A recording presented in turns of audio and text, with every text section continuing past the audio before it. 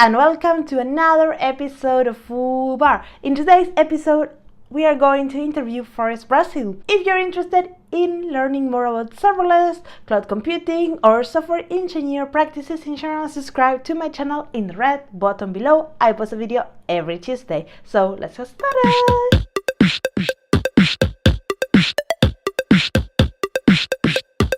This is another episode in the series where I interview serverless people that are very referent in the community. If you want to know who I interviewed in the past, go and check the link in the card or in the description box to find the playlist. In this episode, we are going to interview Forrest. Forrest is a prolific content creator. He creates all kind of content, comics, audio, written content, all kind of things. And he's also an AWS serverless hero.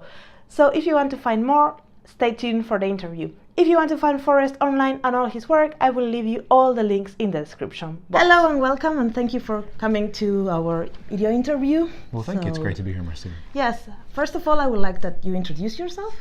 Of course. So my name is Forrest Brazeal. I am a senior cloud architect at a company called Trek 10. We're an AWS advanced consulting partner. In addition, I am an AWS serverless hero. You look down because you have a big chain. Yes, I've been wearing this chain around my neck all week that they gave us so people would come up and ask us questions, and it worked because it definitely sparked a lot of conversation. But basically that just means I go around and advocate in the community and create content that helps people understand serverless just like you do. Cool.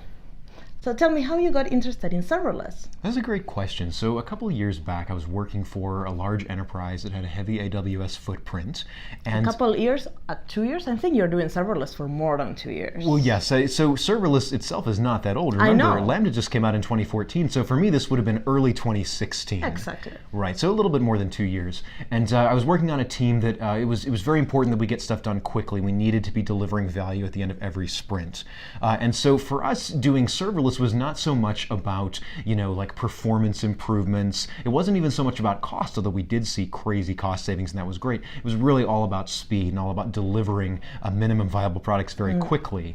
And once we saw how quickly we could do that, I really haven't looked back since then. Yes. Yeah. It's very addictive after you realize how it goes, how fast it is. You don't want to touch an instance ever in your life. That's exactly right. It's like just abstract all that away from me. Let me focus on building what matters. That's cool. I know you're a fan of serverless like me, but I'm pretty sure you have a list of challenges that are nowadays with serverless. What are your biggest challenges? Sure. So leaving aside any technical questions that might come up, for me the big problem of serverless always has been, but especially now, is a human challenge. It's the question of how do we take all these great technologies and these great new ways of building applications that are so different for people, and how do we put that into a format that they can consume and understand? Cultural challenge. Yes, that they can adopt. So I work with a lot of enterprises, large and small companies, where you've got developers that have been doing this 10, 15 years the traditional way, and it's scary for them. What place are they going to have in this new world? Are they actually going to be able to get the performance that they're used to out of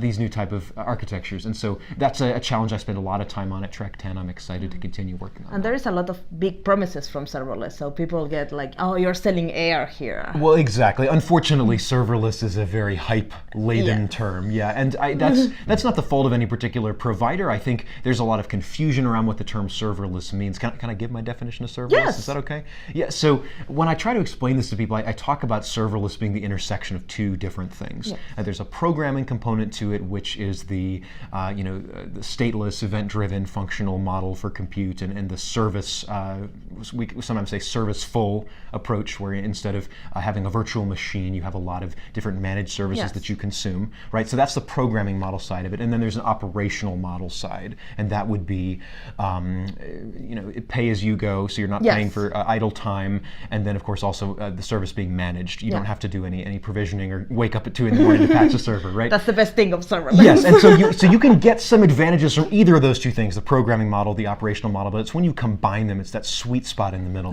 that serverless really shines. Yeah, I think so too. You talk a lot about adopting serverless, like you work a lot with companies that are starting. What you will suggest to these people that are starting with serverless that are like good path to get started, or where they should focus their energy? Sure, so some best practices there, and I think it depends a little bit on whether they're starting a greenfield project or whether they are trying to migrate some existing legacy system, because the best practices there really do change, unfortunately. But if you're looking at migrating a legacy system, because let's be real, that's where a lot of people are going to be focused. You're going to, I say it's probably a good idea to start small, and I try to start even with just a couple of people on your team. There's always someone on a development team who's excited about new technology and wants to run with things. That was me on teams that I used to be on. That's me as well. That's you as well. I can tell that about you. Yeah. So I would find those people and try to find some aspect of the application that they can move over. For example, let's say you have this gigantic relational database and you have one table in that database that's just slowing down everything because you're like pumping a bunch of log data in there, and it's not a good fit for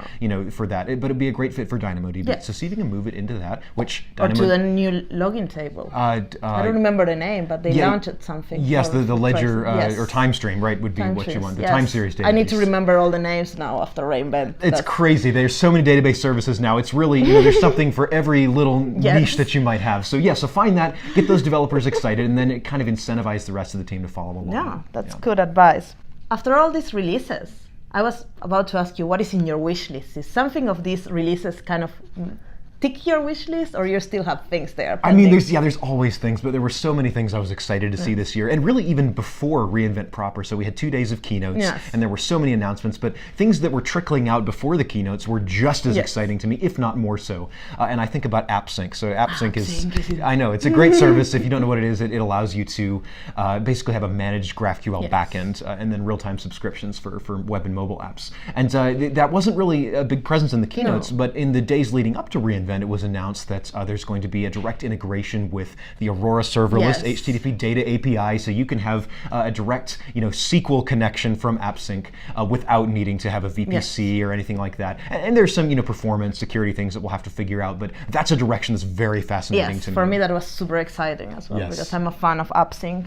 So I was very happy to see that coming. For sure. And for me, the WebSockets is something that it's also... Yes. So that's been announced. It's not actually, I don't even think we can play with it in preview yet, but I heard December, so hopefully soon. I'm so waiting for it. Yes. But it's good that it's in December, so I don't need to run to make tutorials right now. Right. Well, there's so many things you could probably be making tutorials about after this week. I'm sure you don't have any lack of things to do. So you have a great podcast, and thank you. How it affected the 5 minutes Lambda to 15-minute Lambda. Now you have a longer podcast. Yes, I do. So the Think FAS podcast, that's FAAS for Functions as a Service. I started when I came to Trek 10 with Jared Short, who was my colleague at the time, and so every episode was 5 minutes long, which is the length that a Lambda function could run. And inside of that 5-minute time frame, we would try to talk about some very specific serverless challenge that we had, and we had a lot of great feedback from the community, and it turned out to be a great thing. But unfortunately, 2 things happened just a couple months ago. One was that Jared Short actually moved to the serverless framework. Yes. He's now their head of developer experience, so we aren't working together every day anymore, although we stay in good touch. But the other thing was the Lambda timeout changed from 5 minutes to 15 minutes. So you got a lot of work. That's right. So now we're going to have to put some time into it. So I'm not sure exactly what the future of the podcast is, but maybe some interviews, something that fits more naturally in that format. So stay tuned. It's a great podcast. Well, thank you very much. And you're a great content creator, because the other thing you do is these cartoons that I think everybody should know about them. I will leave the link down there for you to check them. But what is your inspiration to make those cartoons? Because they hit all the spots so right when you are like working in enterprise. Well, thank you. Yes, so I've been drawing cartoons for a long time, and I started doing it just on my personal blog, and it was certainly inspired by things I was seeing day to day.